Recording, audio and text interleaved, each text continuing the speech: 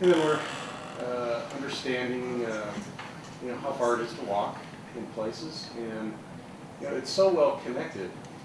It's interesting. An observation we had yesterday was that even though we'd walk 2 or 3 blocks somewhere, it feels like a long way. I think because the cadence and rhythm of the block is very long, and so whenever you come across the blocks that have been sort of cut in half with either the paseos or interblock streets, all of a sudden the scale and impression of what kind of walking experience has changed a little bit. Wait So, for it to hit 100 degrees. yeah, well, exactly right. And so, so that was an interesting dynamic. Because everything looks harmless on paper, and then you walk it. Yeah. Which are the issues? That's the swing, without a doubt. Before we get to this, I'll just say another observation too is that it's relative to climate. It's springtime, of course, and everything really looks beautiful in the city. I mean, what a gorgeous city this is, without a doubt. And I always compare Salt Lake to Denver because we live there, so we spend a lot of time there. And what a difficult place Denver is just to simply grow a tree. Because our terrible soils and the wild forest here is really tremendous, and it really makes a difference in how the city looks, lives, and feels. So I think we'll be able to take full advantage of that as we move forward. So anyway, that was just another side thought. But then we started yesterday. We drove around with Mike and we started thinking about what is it that makes cities great, and we talked a lot about the power of 10 concepts, which we completely endorse and practice. We just use a little different terminology along the way when we talk about it, but basically, this is some of the things we mapped. We went to what we considered, what we're calling catalysts, but they really are the hearts and centers of neighborhood districts within the city. And as we visited those, you really see terrific things happen within the city. And we believe that the Civic Center Square area will absolutely be one of the richest parts of the city as the city continues to infill, as we get more residential uses built in the core of the city, and you start to get more vertically mixed in buildings and things start to turn over a little bit, that this will be one of the prime parts of the city. And so this project and this district will really create a wonderful place.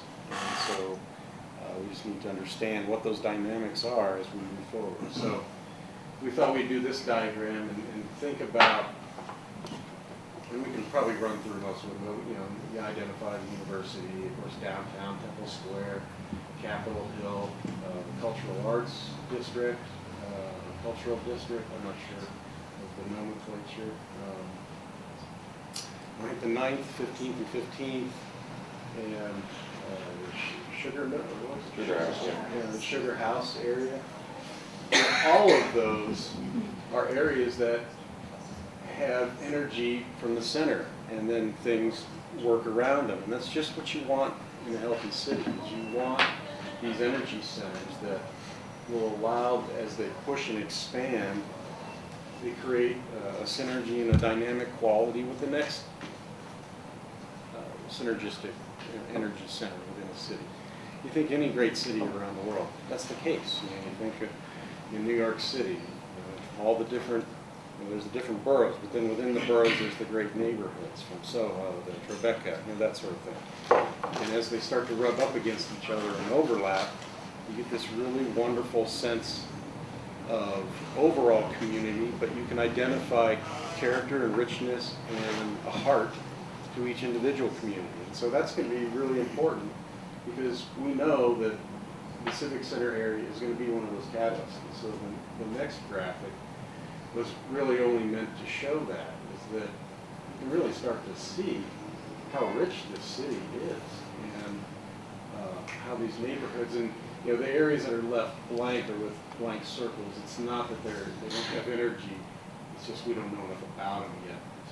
So we're hoping this is an open dialogue and we can learn a little bit about that. But as a context, you can really start to see how wonderful this city starts to overlap. You can only imagine how great it's going to get because everything's in the right place. So, of course, mixed use surrounding the bulk of the site. There's residential that's pushing in, that's very good. Of course, a light rail line. Internal to our block, we have civic use, but we can imagine that our block may have a vertically mixed use sort of overlay to the whole block with the public safety building anchoring it and built within it and creating the right public environment for those to be successful. We can imagine that even the mixed-use designation around those blocks, that over time we really encourage it to be vertically mixed as well as horizontally mixed, so that you really get people living here and having a daily impact, a nightly impact, and on the weekends it's full and rich.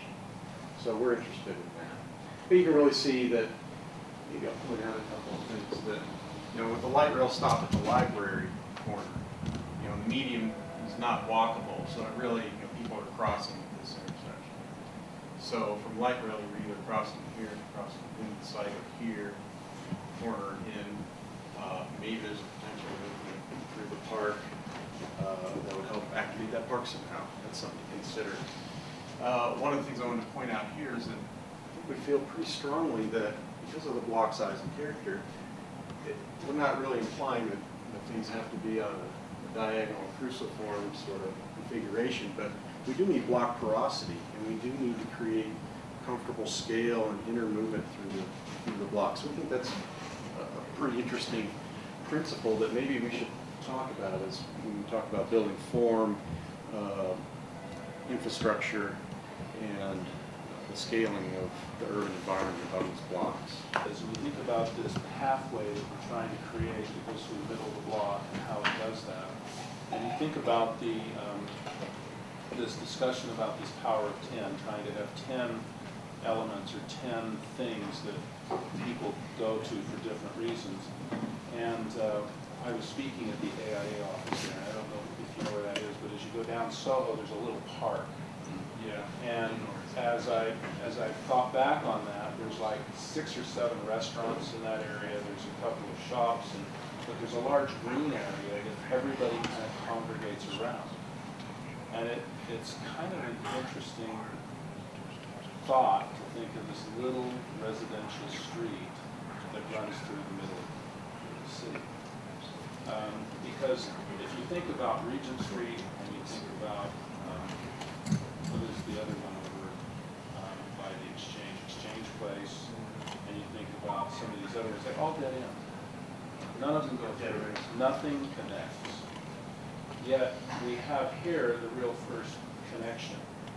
And how do you make that into a street? Then you think about what they've done on Maiden Lane in San Francisco, where they have a real street that they don't use, that they lock off, and for some reason, regardless of how deep it is, people go down it. And I think there tends to be a connection. I started thinking about this after dinner with Fred. There tends to be a relationship to streets and people, and I don't know what it is. But when we create a pathway, and we line it with trees, or we create a walking space away from cars, people don't go there. But if we create a street like on Maiden Lane, even though we block it off, people still go down there. I think if you were to take out the street on Maiden Lane and you were to pave the whole thing with a walking thing, which is what I as an architect think would be more beautiful, I don't think anybody would use it. Oh, you're absolutely right. But because of the street, and because you have to cross a curb and you have to walk in a road, and it's, I don't know what it is about people, but it Sort of draw